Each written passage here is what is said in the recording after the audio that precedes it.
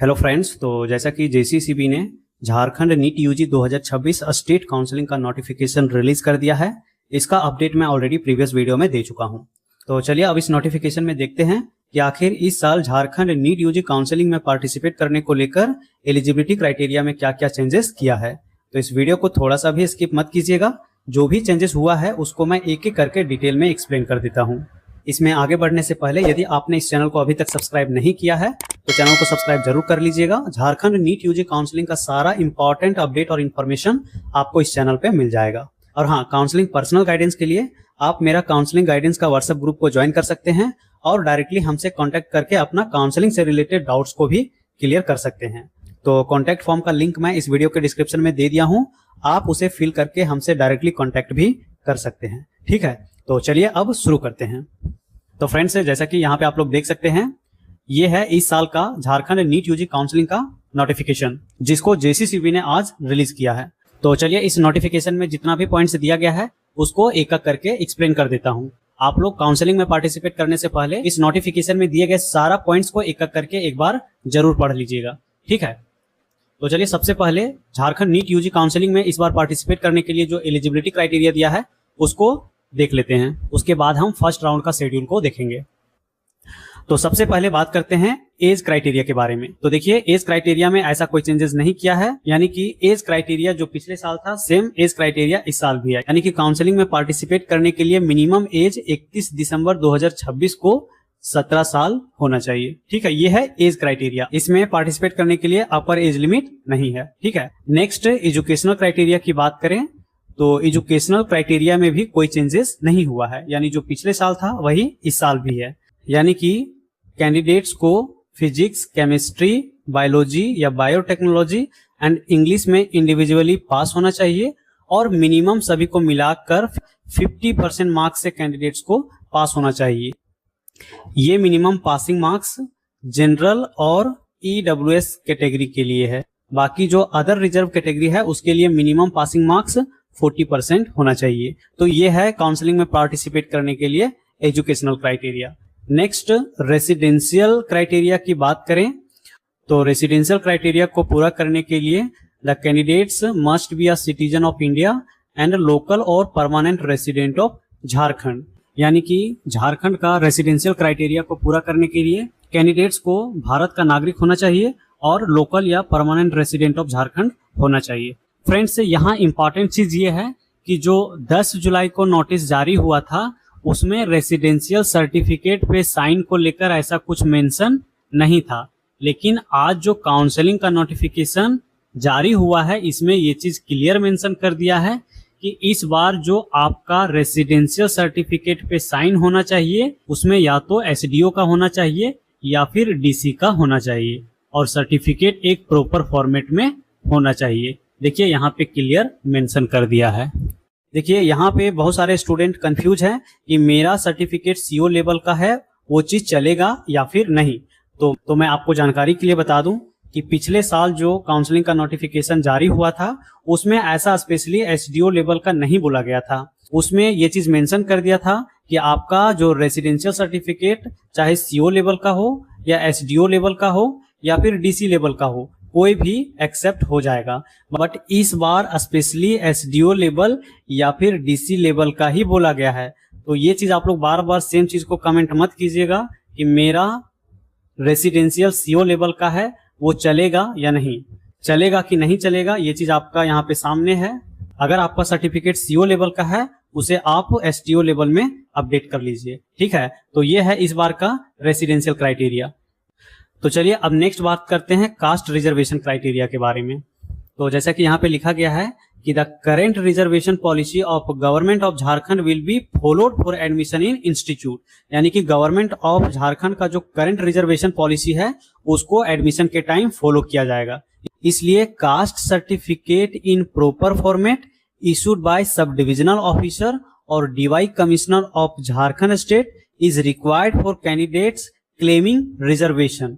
मतलब कि यदि आप कास्ट रिजर्वेशन को क्लेम करना चाहते हैं तो आपका जो कास्ट सर्टिफिकेट होना चाहिए एक प्रॉपर फॉर्मेट में होना चाहिए और सर्टिफिकेट आपका एसडीओ लेवल या फिर डीसी लेवल का होना चाहिए, फिर आप इस बार कास्ट रिजर्वेशन को क्लेम कर सकते हैं। ठीक है, नेक्स्ट यहाँ पे BC1 और BC2 कैंडिडेट्स के लिए लिखा गया है कि caste certificate produced by BC1 and BC2 candidates will be valid only if he or she does not belongs to creamy layer and it should be mentioned in caste certificate। यानी इसका मतलब ये है कि कोई कैंडिडेट्स झारखंड में BC1 या BC2 का रिजर्वेशन क्लेम करना चाहता है तो उसके पास BC1 या BC2 का NCL होना चाहिए और ये NCL उसके सर्टिफिकेट में भी मेंशन होना चाहिए, तभी वो BC1 या BC2 का रिजर्वेशन झारखंड में क्लेम कर सकता है। ठीक है, नेक्स्ट बात करते हैं EWS कैंडिडेट्स के लिए। तो सेम है EWS कैंडिडेट्स के लिए कि जो EWS कैंडिडेट्स का इनकम और एसेस्ट सर्टिफिकेट है वो एक प्रॉपर फॉर्मेट में होना चाहिए और ये भी सर्टिफिकेट आपका SDO या फिर DY commissioner of Jharkhand state द्वारा इशू होना चाहिए। फ्रेंड्स, कुल मिलाकर यही है कि इस बार आपका जो सर्टिफिकेट रहेगा उसमें SDO या फिर DC का साइन होना चाहिए, तभी आपका सर्टिफिकेट इस बार वैलिड होगा, जैसा कि इस नोटिस में बताया गया है। तो ये चीज जो आप लोगों के पास कंफ्यूजन है कि मेरा सर्टिफिकेट CO लेवल का है, चलेगा कि नहीं चलेगा, तो यहाँ पे आप लोग देख लीजिए। ठीक है, इस बार स्पेशली ये चीज मेंशन किया है, जबकि पिछले बार ऐसा कुछ नहीं था। पिछले बार ऑप्शन में था कि आपका सर्टिफिकेट चाहे CO लेवल का हो, SDO लेवल का हो या DC लेवल का हो, कोई भी सर्टिफिकेट आपका चल जाएगा। लेकिन जिस तरह से कुछ लोग झारखंड में फॉल्स सर्टिफिकेट बनाकर रिजर्वेशन क्लेम कर रहे थे, उसी चीज को रोकने के लिए ऐसा स्ट्रिक्टनेस बढ़ाया गया है। क्योंकि पिछले साल का झारखंड का सिचुएशन तो आप सभी को पता ही होगा कि लगभग 10 से 15 नॉन ST कैंडिडेट्स ऐसे भी थे जिन्होंने ST का फॉल्स सर्टिफिकेट बनाकर ST कैटेगरी का सीट को क्लेम किए थे, जिसमें CBI का जांच बैठा और उस जांच में सारे कैंडिडेट्स पकड़े गए और सारा का एडमिशन रद्द हुआ था। तो उसी चीज को रोकने के लिए ऐसा इस बार किया गया है। ठीक है, तो चलिए अब नेक्स्ट बात कर लेते हैं reservation for person with disability के बारे में। तो देखिए इसमें सिंपल सी है कि पहले जो 2023 से पहले होता था वो सिविल सर्जन द्वारा जो सर्टिफिकेट इशू होता था PWD कैंडिडेट्स के लिए वो चीज वैलिड हो जाता था। लेकिन 2023 के बाद से यानी कि 24 से रिम्स रांची को इस सर्टिफिकेट के लिए ऑथराइज किया गया और इस साल के लिए MGM जमशेदपुर को भी कर दिया गया है। तो जो भी कैंडिडेट्स PWD से बिलोंग करते हैं उसका सर्टिफिकेट रिम्स रांची या फिर MGM जमशेदपुर से बना होना चाहिए। ठीक है, तभी आपका वैलिड होगा। यहाँ पे क्लियर लिख दिया है कि hereafter the disability certificate issued by the civil surgeon will not be valid. यदि आप सिविल सर्जन द्वारा इशू करवा के जाते हैं तो वो चीज वैलिड नहीं होगा, आपको अपना डिसेबिलिटी सर्टिफिकेट रिम्स रांची या फिर MGM जमशेदपुर से ही इशू करवाना पड़ेगा। ठीक है, यहाँ पे देखिए, यहाँ पे ये डेट को गलत लिखा है, यहाँ पे एकेडमिक ईयर 2026-27 लिखना चाहिए। तो ये था पर्सन विथ डिसेबिलिटी के बारे में। यहाँ पे प्राइमिटिव ट्राइबल ग्रुप का रिजर्वेशन क्राइटेरिया के बारे में भी दिया गया है, इसे भी अगर देखना चाहते हैं तो आप लोग देख सकते हैं। अब आपको यहाँ पे 5वां पॉइंट को ध्यान से पढ़ना है। ठीक है, देखिए यहाँ पे लिखा गया है कि while filling up the online application form, the eligible candidates from reserve category should claim benefits of reservation only when they already possess the concerned certificate issued in the proper format by the authority mentioned above. The certificate issued by any other authority will not be entertained. यहाँ कहने का मतलब यह है कि यदि आप reservation का बेनिफिट्स लेना चाहते हैं तो आपका सर्टिफिकेट एक प्रॉपर फॉर्मेट में बना होना चाहिए और उस सर्टिफिकेट पे जो अथॉरिटी को मेंशन किया है उसका साइन होना चाहिए, तभी आप रिजर्वेशन का बेनिफिट्स ले पाएंगे। अदर अथॉरिटी द्वारा इशू किया गया सर्टिफिकेट आपका यहाँ पे वैलिड नहीं होगा। नेक्स्ट यहाँ 6 पॉइंट में ये बताया गया है कि एडमिशन के टाइम आपका सारा ओरिजिनल डॉक्यूमेंट्स एक प्रॉपर फॉर्मेट में होना चाहिए और उस डॉक्यूमेंट्स पे कॉम्पिटेंट अथॉरिटी का साइन होना चाहिए, जैसा कि ऊपर में मेंशन किया गया है। जब तक आपका सारा डॉक्यूमेंट्स अच्छे से वेरीफाई नहीं हो जाता है तब तक आपका एडमिशन प्रोविजनल माना जाएगा। ये चीज इस 6 पॉइंट में लिखा गया है। अब यहाँ पे आपको इस 7th पॉइंट पे गौर करना है क्योंकि ये पॉइंट इस बार इस नोटिफिकेशन में ऐड किया गया है। तो चलिए पहले इस पॉइंट को पढ़ लेते हैं, उसके बाद मैं आपको समझाऊंगा। तो देखिए 7वां पॉइंट में ये लिखा गया है कि the board will prepare the state merit list on the basis of NEET UG 2026 result and the claims made by the candidate in the online application form of NEET UG 2026 with respect to category and PWD status. Candidates who fill in a category in the state merit list application form that differ from the category mentioned in the NEET UG 2026 application form will be considered under the unreserved category, except in cases where there is a difference between the central and state caste list. In such cases, candidates will be considered for the claims category only after uploading the original caste certificate along with the application form. Friends, ये point इस बार के लिए बहुत ही important है, इसलिए पहले आपको इसे अच्छे से समझना होगा। देखिए, इस पॉइंट में ये बताया गया है कि इस बार झारखंड स्टेट मेरिट लिस्ट, आपका नीट यूजी 2026 का स्कोर कार्ड और इस बार काउंसलिंग रजिस्ट्रेशन फॉर्म में आपके द्वारा भरी गई कैटेगरी या पीडब्ल्यूडी डिटेल्स के बेसिस पर ही बनेगी। अगर आपकी इस काउंसलिंग फॉर्म की कैटेगरी आपके नीट यूजी 2026 का एप्लीकेशन फॉर्म में भरी गई कैटेगरी के साथ डिफर करता है, तो उस केस में आपको जनरल या अनरिजर्व कैटेगरी में कंसीडर किया जाएगा और आपका स्टेट मेरिट लिस्ट में रैंक जो आएगा वो भी अनरिजर्व कैटेगरी या फिर जनरल में रहेगा। तो इसलिए आपको इस बार ऐसा कोई गलती नहीं करना है। इस पॉइंट का सिंपल सा मीनिंग है कि इस बार काउंसलिंग फॉर्म में वही कैटेगरी आपको फिल करना है जो आपने नीट यूजी 2026 का एप्लीकेशन फॉर्म में भरी होगी, जबकि पिछले साल ऐसा नहीं था। पिछले साल कुछ ऐसा था, यदि कोई कैंडिडेट्स नीट का एप्लीकेशन फॉर्म में अगर जनरल कैटेगरी सेलेक्ट कर दिया है तो झारखंड स्टेट का काउंसलिंग में अपना कैटेगरी चेंज कर सकता था, लेकिन इस साल से ये नियम चेंज हो गया है। यानी जो कैटेगरी आपने नीट का फॉर्म में फिल किया होगा वही कैटेगरी आपको इस बार स्टेट मेरिट लिस्ट का रजिस्ट्रेशन फॉर्म फिलअप करते टाइम सेलेक्ट करना होगा। अदरवाइज अगर कैटेगरी डिफर किया तो आपको जनरल ही कंसीडर किया जाएगा। तो इस चीज़ को आप लोग ध्यान रखिएगा, पिछले साल जैसा नहीं है, इस बार ये रूल चेंज कर गया है। तो आई होप कि ये चीज़ आपको समझ में आ गया होगा। नेक्स्ट, इस 8 पॉइंट में क्या लिखा गया है इसको आप लोग ध्यान से पढ़िएगा। ये बहुत ही इंपॉर्टेंट पॉइंट है, इस बार न्यूली ऐड हुआ है।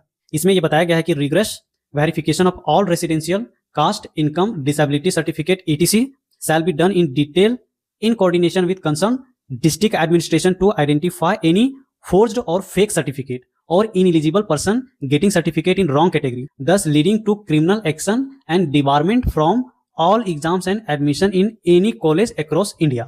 देखिए, इस 8 पॉइंट का सिंपल मीनिंग ये है कि इस बार रेसिडेंशियल कास्ट इनकम और डिसेबिलिटी सर्टिफिकेट है उसकी जांच डिस्ट्रिक्ट एडमिनिस्ट्रेशन के साथ मिलकर बहुत ही स्ट्रिक्टली से किया जाएगा। इसमें अगर किसी का सर्टिफिकेट्स फॉल्स पकड़ाया उसको क्रिमिनल घोषित किया जाएगा और उस केस में उसका सीट रद्द किया जाएगा और साथ ही साथ उस पर कानूनी कार्रवाई भी की जाएगी। ऐसा इसलिए हो रहा है क्योंकि पिछले साल काफी स्टूडेंट ने ऐसा फॉल्स सर्टिफिकेट बनाकर कॉलेज में एडमिशन लेने की कोशिश की थी। उसी चीज को देखते हुए इस बार ऐसा एक्शन लिया गया है। इसलिए सभी स्टूडेंट और उनके पेरेंट्स से भी रिक्वेस्ट है कि इस तरह का क्रिमिनल एक्टिविटी करने की कोशिश ना करें, क्योंकि यदि आप पकड़े गए तो आपका एडमिशन तो रद्द होगा ही, साथ ही साथ आप पे स्ट्रिक्टली एक्शन भी लिया जाएगा।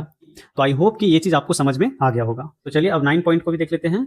इसमें लिखा गया है कि the candidates who have been recommended for admission will have to submit all concerned original documents as per their seat allotment, failing which their provisional seat allotment letter will be deemed cancelled. यानी कि admission के time आपको सारा document original submit करना होगा। यदि आप original document submit नहीं कर पाते हैं तो आपका जो प्रोविजनल सीट अलॉटमेंट लेटर है उसे कैंसिल कर दिया जाएगा। इसका सिंपल मीनिंग है। तो फ्रेंड्स, ये था इस बार का झारखंड नीट यूजी काउंसलिंग में पार्टिसिपेट करने के लिए एलिजिबिलिटी क्राइटेरिया के बारे में। तो आई होप कि ये सारा पॉइंट्स आपका क्लियर हो गया होगा। ठीक है, अब चलिए फर्स्ट राउंड का शेड्यूल को देख लेते हैं। तो देखिए, फर्स्ट राउंड का मेरिट लिस्ट के लिए ऑनलाइन रजिस्ट्रेशन का डेट 7 अगस्त से 11 अगस्त अप टू 3 PM तक दिया गया है। यदि आपका एप्लीकेशन फॉर्म में किसी तरह का कोई मिस्टेक हो जाता है तो आप उसे 11 अगस्त को 3 PM टू 12 AM तक एडिट कर सकते हैं। झारखंड फर्स्ट राउंड का मेरिट लिस्ट 12 अगस्त को जारी किया जाएगा। ठीक है, नेक्स्ट इसके लिए रजिस्ट्रेशन और एप्लीकेशन फी की बात करें तो जनरल, OBC, EWS, BC1 और BC2 कैटेगरी के लिए 500 रुपीज है।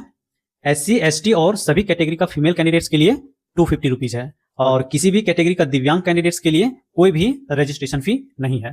ठीक है, तो ये है फर्स्ट राउंड मेरिट लिस्ट के लिए रजिस्ट्रेशन और एप्लीकेशन फी के बारे में। आप इस मेरिट लिस्ट के लिए रजिस्ट्रेशन झारखंड का ऑफिशियल वेबसाइट jcceb.jharkhand.gov.in पे जाकर कर सकते हैं। ठीक है, तो जो भी एलिजिबल कैंडिडेट्स रहेंगे यानी फर्स्ट राउंड के मेरिट लिस्ट में जिसका भी नाम रहेगा वे सारे कैंडिडेट्स अपना चॉइस फिलिंग के लिए रजिस्ट्रेशन फी और सिक्योरिटी मनी फी पे करके 13 अगस्त से 19 अगस्त तक कर पाएंगे। चॉइस फिलिंग में यदि आप किसी तरह का मॉडिफिकेशन करना चाहेंगे तो आप 20 अगस्त को कर पाएंगे। फर्स्ट राउंड का अलॉटमेंट लिस्ट 22 अगस्त को रिलीज कर दिया जाएगा और 23 अगस्त से 28 अगस्त के बीच में जिसको भी सीट अलॉटमेंट होगा वे सारे कैंडिडेट्स ओरिजिनल डॉक्यूमेंट्स लेकर अपना अलॉटेड कॉलेज में रिपोर्ट करके एडमिशन ले सकते हैं। तो ये है पूरा फर्स्ट राउंड का काउंसलिंग शेड्यूल। नेक्स्ट यहाँ पे सेकेंड राउंड, थर्ड राउंड और फर्दर स्टे राउंड का भी काउंसलिंग शेड्यूल साथ ही साथ दे दिया गया है। यहाँ पे आप लोग खुद से देख लीजिएगा। फ्रेंड्स यहाँ पे हम चॉइस फिलिंग के लिए काउंसलिंग फी की बात कर लें तो जनरल EWS BC1 और BC2 कैंडिडेट्स के लिए काउंसलिंग फी 1000 रुपीज रहेगा, जो कि नॉन रिफंडेबल है। SC ST और सभी कैटेगरी का फीमेल कैंडिडेट्स के लिए 500 रुपीज और दिव्यांग कैंडिडेट्स के लिए भी काउंसलिंग फी 500 रुपीज रहेगा। ये फी आपका नॉन रिफंडेबल है। नेक्स्ट यहाँ पे सिक्योरिटी मनी की बात कर लें तो गवर्नमेंट सीट के लिए अनरिजर्व और EWS कैंडिडेट्स को 20,000 रुपीज सिक्योरिटी मनी पे करना होगा और बाकी अदर कैटेगरी का कैंडिडेट्स को 10,000 रुपीज सिक्योरिटी मनी डिपॉजिट करना होगा। डीम्ड और प्राइवेट कॉलेज की काउंसलिंग के लिए सभी कैटेगरी का स्टूडेंट्स को MBBS सीट्स के लिए 2 लाख सिक्योरिटी मनी डिपॉजिट करना होगा और डेंटल सीट के लिए 1 lakh rupees security money deposit करना होगा। नेक्स्ट गवर्नमेंट एंड प्राइवेट दोनों टाइप का कॉलेज की काउंसलिंग के लिए सेम सिक्योरिटी मनी आपको डिपॉजिट करना होगा, ठीक है। और अस्टे राउंड में पार्टिसिपेट करने के लिए 50,000 सिक्योरिटी मनी डिपॉजिट करना होगा। फ्रेंड्स ये सारा सिक्योरिटी मनी आपका रिफंडेबल है, बस आपको काउंसलिंग का रूल को सही से फॉलो करना होगा। किस किस कंडीशन में आपका सिक्योरिटी मनी रिफंड नहीं होगा उस चीज को लेकर यहाँ पे बता दिया गया है, इसको आप लोग एक बार पढ़ लीजिएगा। अब इस लास्ट 19 नंबर पॉइंट्स को देखिए। ये पॉइंट बेसिकली MTMC जमशेदपुर का जो 25 सीट स्टेट कोटा के लिए है उसका रिजर्वेशन के बारे में है। जो भी स्टूडेंट इस मणिपाल टाटा के लिए काउंसलिंग करवाना चाहते हैं उसको सीट सेलेक्ट करने के लिए 3 ऑप्शन दिया जाएगा। पहला, यदि आप यस सेलेक्ट करते हैं तो आपका सीट रिजर्व कैटेगरी से अलॉट होगा, नो सेलेक्ट करते हैं तो आपका सीट अनरिजर्व कैटेगरी से अलॉट होगा और यदि आप नन सेलेक्ट करते हैं तो पहला आपका रिजर्व कैटेगरी से देखा जाएगा। अगर रिजर्व कैटेगरी में सीट नहीं रहेगा तो आपको सीट अलॉटमेंट अनरिजर्व कैटेगरी से अलॉट हो सकता है, ठीक है। तो ये 3 कंडीशन दिया गया है क्योंकि इस चीज को लेकर 2022 में कुछ विवाद हो गया था, इसीलिए ये रूल उस साल बनाया गया क्योंकि अनरिजर्व के अलावा जो रिजर्व कैटेगरी का फी है वो करीब 34 लाख के आसपास है और अनरिजर्व कैटेगरी का जो फी है 25 सीट का उसका फी 50 लाख है। तो इस चीज को लेकर ही एक बार 2022 में विवाद हुआ था, उसी चीज को लेकर ये रूल बनाया गया है, ठीक है। और लास्ट 20वां पॉइंट में लिखा गया है कि आपका जो सिक्योरिटी मनी जो आप डिपॉजिट करेंगे वो चीज काउंसलिंग इन होने के लगभग 3 महीना में रिफंड हो जाएगा, जो कि ऐसा इस बार नहीं हुआ था, काफी टाइम लग गया था सिक्योरिटी मनी रिफंड होने में। तो आई होप कि इस नोटिफिकेशन में जो भी पॉइंट दिया है सारा पॉइंट क्लियर हो गया होगा। यदि कोई डाउट है तो आप लोग मुझे कमेंट भी कर सकते हैं और NEET UG specially Jharkhand NEET UG counselling personal guidance के लिए आप मेरा काउंसलिंग का व्हाट्सएप ग्रुप को भी ज्वाइन कर सकते हैं और काउंसलिंग पर्सनल गाइडेंस के लिए आप मुझे डायरेक्टली कांटेक्ट भी कर सकते हैं। तो कांटेक्ट फॉर्म का लिंक मैं इस वीडियो के डिस्क्रिप्शन में दे दिया हूं, आप लोग उसे फिल करके मुझे डायरेक्टली कांटेक्ट भी कर सकते हैं। तो फिलहाल इस वीडियो में इतना ही, मिलते हैं नेक्स्ट वीडियो में। Thank you.